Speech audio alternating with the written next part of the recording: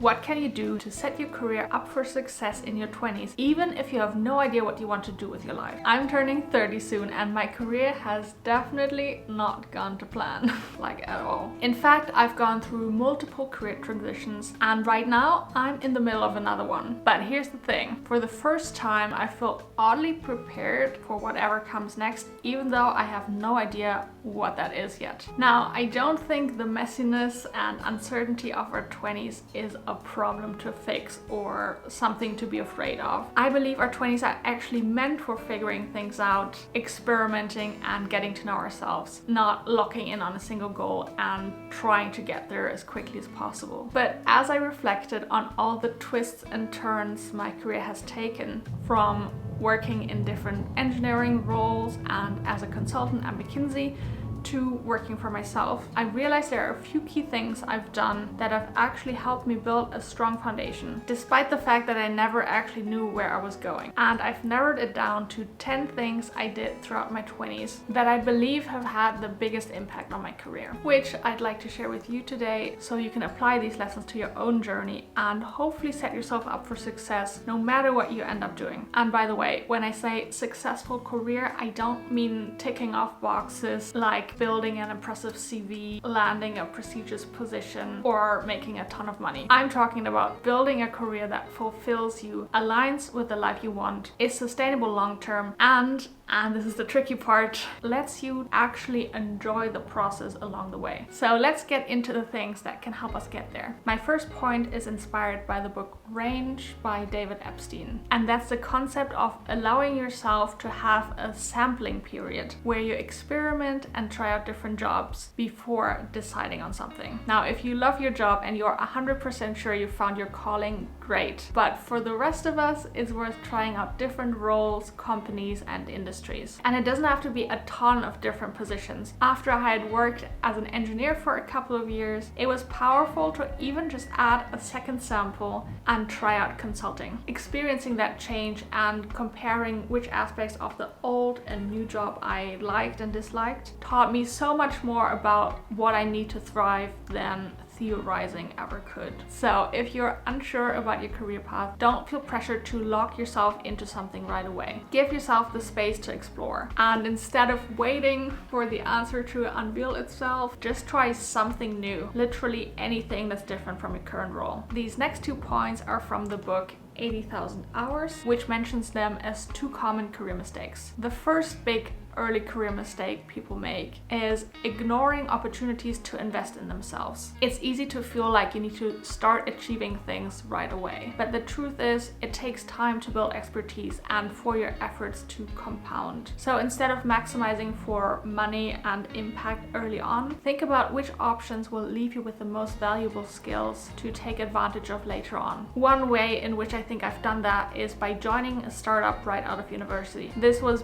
by far not the highest paying job I could have gotten, but it gave me the opportunity to take on a lot of responsibility early on and develop my skills and knowledge really quickly. It now allows me to say that I've helped build Sweden's first gigafactory, which has brought me the attention and respect of much more senior people than me. So, which opportunity to invest in yourself are you ignoring? My third point, and the second big early career mistake people make, is not building flexible career capital that will be useful in the future. Career capital is essentially the skills, connections, and credentials you accumulate that make you valuable in any job market. And given that the world and job market are constantly changing, we can't rely on working in the same role for our entire career. And one way we can deal with that is to focus on acquiring transferable skills and building relationships with influential people. So as you decide where to put your focus, think about things you can learn that can be applied across industries, not just in one niche, and which relationships you can cultivate that will last beyond any single job. And one way I've done that is actually through starting this YouTube channel. It taught me so many transferable skills like writing and online marketing, and it has allowed me to meet so many amazing people who are willing to support me with whatever next steps I take. Which brings me nicely to my next point, which is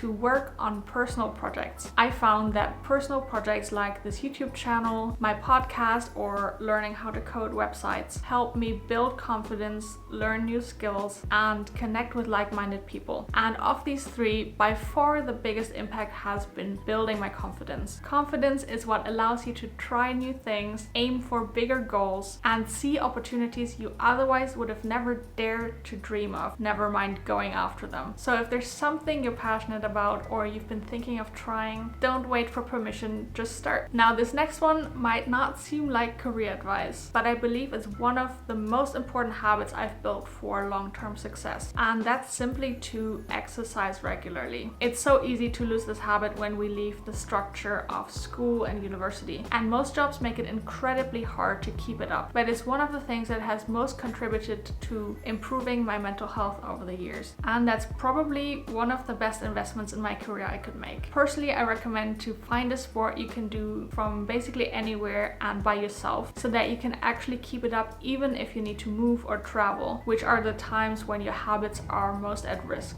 Some great options are running, cycling, walking, swimming, going to the gym, doing yoga, and dancing, or a mix of these. Our careers are a marathon, not a sprint, so let's take care of ourselves. This next point is really the only thing you need to do in your 20s. If you only pick one out of the list, make it this one, and that's to truly get to know yourself. Now, unfortunately, it's also the most vague one. I can't really tell you exactly what will help you do that, but here's at least what I think helped me. First of all, spending a lot of time with myself through living alone for several years during my 20s and cultivating several hobbies that I can do by myself, like writing, making art, and running. And I also think the sheer volume of reflection exercises I've done over the years has helped too, whether that's journaling prompts or end of year reflections. And one book I really love for that is Roadmap, which has a ton of exercises to reflect on what you want and like. And finally, allowing myself time to do nothing but think. I aim to take time for that every day by either going on long walks without my phone and without music, or by just sitting or lying down and literally just thinking, and sometimes writing down my thoughts in my notebook. When I get really busy and I forget to take time to think, it usually leads me to feeling out of touch with my emotions, not being able to sleep well, and going in the wrong direction for too long without noticing. Well, there's one more thing that has helped me, but it has had a much bigger effect than just getting to know myself. So I'm making it a standalone point, and that is to go to therapy if you can. I'm sure you've heard all about the benefits of therapy, but why is this career advice? Well, in our careers, there are a lot of forces pulling us to do things that jeopardize our long-term health and well-being for short-term results, like the pressure to overwork yourself,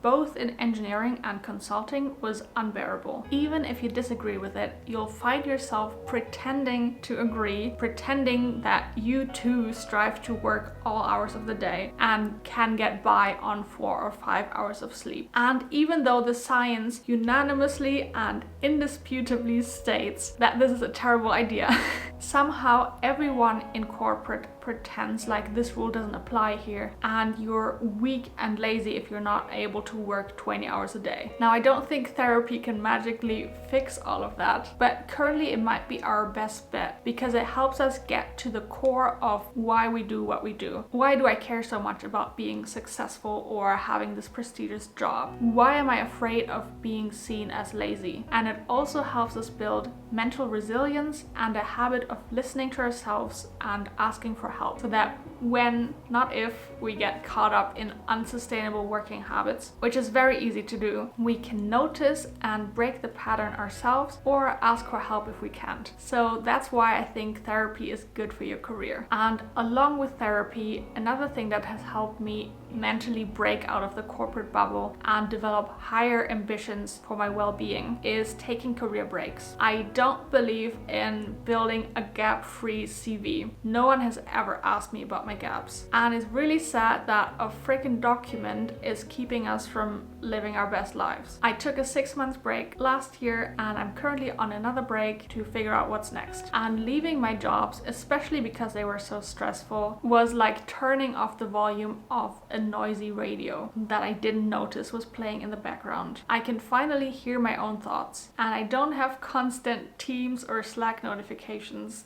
calling for my attention. I underestimated how much stress even just being reachable all the time has caused me. And it's hard to explain, but through my breaks, I've become a completely new person. I've developed new ambitions and realized I don't actually care about some of my old ambitions. Without these breaks, I would have kept going in completely the wrong direction and probably realized much later. Instead, I get to search for the right direction now. Now let's talk about networking. You've probably heard about how networking is great for your career, and like me, you probably hate doing it. Forced small talk at social events can't be it, right? No, it isn't. Which is why my next point is to build real connections your way. I'm pretty bad at building connections with strangers in person. I just need a lot of time to warm up to people, which is fine, and I allow myself that time instead of trying to force things. But I actually found that I'm quite good at building connections through the internet. It just came naturally as I started creating content and then reaching out to other creators I like and joining online communities. Some of these online connections involved into virtual or even real life friendships. And after 3 years of creating on the internet, I think I've built quite the network of amazing people, and I didn't have to pretend or force anything. Relationships are important for your career, but you can decide how you build them. Don't worry about doing it the right way. Just try to find your own way. And my final advice for preparing your career in your 20s is to stay curious and become a lifelong learner. And I don't mean like reading textbooks or pursuing professional certificates unless you want to, but just nurturing your natural interests. I like to learn about the most random things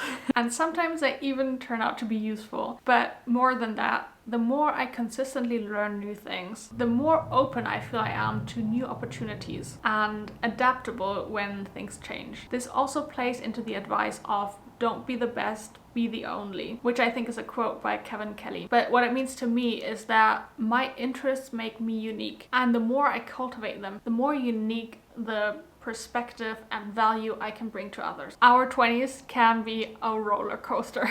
Hopefully these tips help you not worry too much if you're going in the right direction, and instead kind of learn to live with the uncertainty and prepare for anything, I guess. But you might be wondering why our 20s are so freaking hard and why it's impossible to know what we want. So I actually did a deep dive into that to figure out the reasons of why we feel so lost in our 20s, and I share them in this video right here.